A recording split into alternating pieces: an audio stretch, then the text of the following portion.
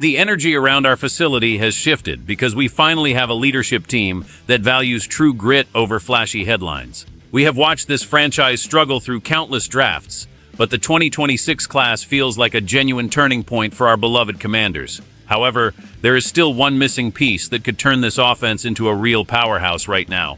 I have spent years inside this building, and I know a winner. Please help us hit our goal of 500 subscribers and leave a like today. Darwin Jennings is the name that every person in the front office is whispering about as we transition from the draft to the summer programs. Our general manager, Adam Peters, has done a masterful job navigating the 2026 draft and bringing in players who actually fit the culture we want to build here in Washington. While he has fixed many of the glaring holes that kept us up at night, there is still a sense that this roster needs more veteran presence. We have plenty of talent in the wide receiver room right now with guys like Dyami Brown and Van Jefferson, and we even added a promising young prospect in Antonio Williams during the draft. But none of those players bring the specific violent edge that this former San Francisco standout offers. Adam Peters knows exactly what he is looking at because he was the one who helped scout him as a late-round gem out of Tennessee. He watched this player develop into a weapon that teams absolutely hate to play against. At 6'3" and over 200 pounds, he is a physical nightmare for defensive backs who are used to smaller, speedier receivers. He is not just a guy who catches the ball. He is a guy who punishes people on every single snap. This would be a perfect veteran addition to play alongside Terry McLaurin, providing the kind of size and strength that opens up the entire field. Our new offensive coordinator, David Blough, needs players who can win those dirty, contested catches and help clear lanes in the running game. While there has been constant chatter about potentially trading for Brandon Ayuk, that move would cost far too much in draft capital. Bringing in this specific veteran would be a much smarter play for our salary cap and our future. However, there is a catch that has slowed everything down. Reports indicate he is asking for a contract well above his current market valuation. Even though we have significant spending power, Peters is a disciplined executive who will not overpay just for the sake of making a move. This is a chess match between a player who knows his worth and a team that needs his toughness. It is about finding the perfect balance for success. The conversation in the locker room changes the moment you add a player with this specific kind of reputation for violence on the field. He is widely considered the best run-blocking wide receiver in the entire league, and that is a skill that rarely gets the headlines it deserves.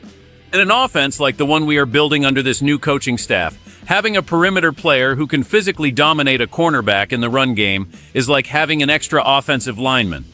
It turns 5-yard gains into 20-yard explosions because he refuses to let his man make a play. This blue-collar approach to the position is exactly what has been missing from our identity for far too long. We have had speed, and we have had finesse, but we have lacked that pure, unadulterated aggression. This athlete does not just play the game. He seeks out contact and thrives in the middle of the field, where the hits are the hardest. His versatility is another major factor that makes him such an attractive option for our current depth chart. Throughout his career, he has proven that he can slide into any of the 3 wideout positions without missing a beat. Whether he is working out of the slot or lining up on the boundary, his presence forces the defense to stay honest. He has a knack for finding the soft spots in zone coverage and making those crucial third down catches that keep the chains moving.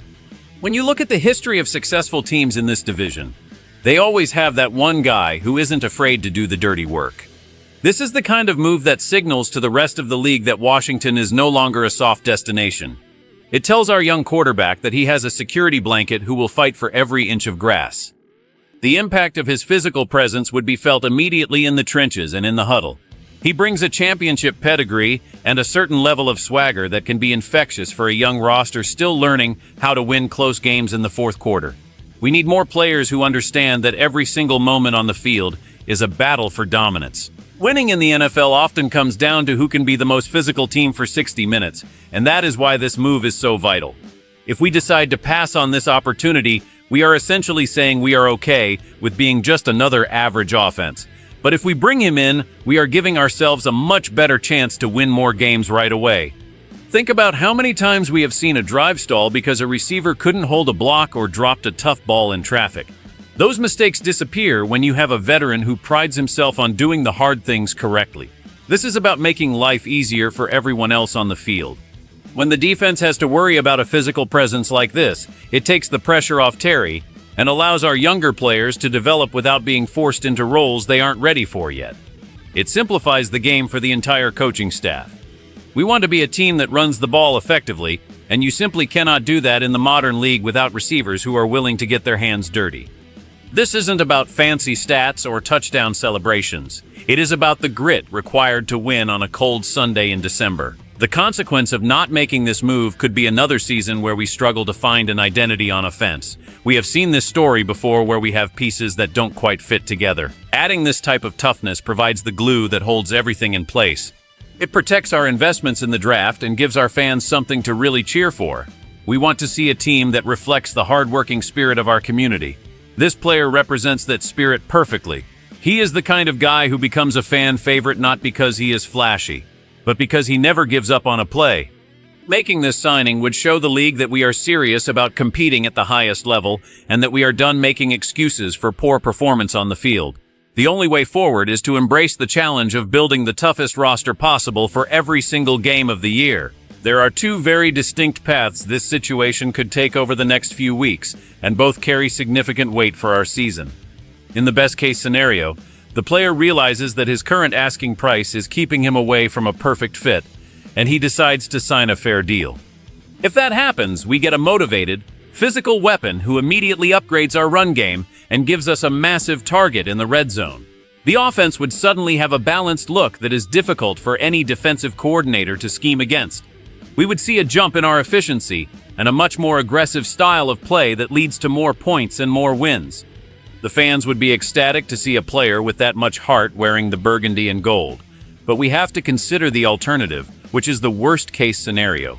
If he refuses to budge on his contract demands and signs somewhere else, we are left with a hole that is very difficult to fill this late in the year. We would be relying heavily on unproven rookies or veterans who have already shown they might not have much left in the tank. That creates a lot of risk for a team that is trying to build momentum. If the offense struggles to move the ball or can't finish drives, the pressure on the defense will become unbearable. We have seen how quickly a season can spiral when one unit isn't pulling its weight. The tension between the front office and the players' camp is real, and the stakes couldn't be higher for our immediate future. Every day that passes without a deal is a day he isn't in the building learning the system and building chemistry with his new teammates. We are playing a dangerous game of wait and see with one of the most important remaining pieces of the puzzle. The front office has the money, but they also have a plan that they don't want to break. It is a classic standoff that will determine whether we are truly ready to take the next step toward becoming a contender in this league again. We must stay focused on the ultimate goal and ensure every decision leads us closer to the Super Bowl. The situation is clear for our Commanders as we move forward. We have a chance to add a rare type of player who brings toughness, blocking, and veteran leadership to a young and hungry offense. Adam Peters has built a great foundation through the draft, but this one final move could be the catalyst for a truly special season. It all comes down to the numbers and whether both sides can find a middle ground that makes sense for the future of the franchise. I want to hear from you, because your voice is what matters most in this community. Be honest with me. Would you be willing to pay a little extra to get a guy who plays with this much heart? Or should we save our money and trust the young guys we already have? This is the kind of debate that makes being a fan so exciting. Please make sure you hit that subscribe button to help us reach our goal of 500 subscribers and join our growing family. Don't forget to like the video and turn on notifications so you never miss an update on our team. We are in this together, and I appreciate you.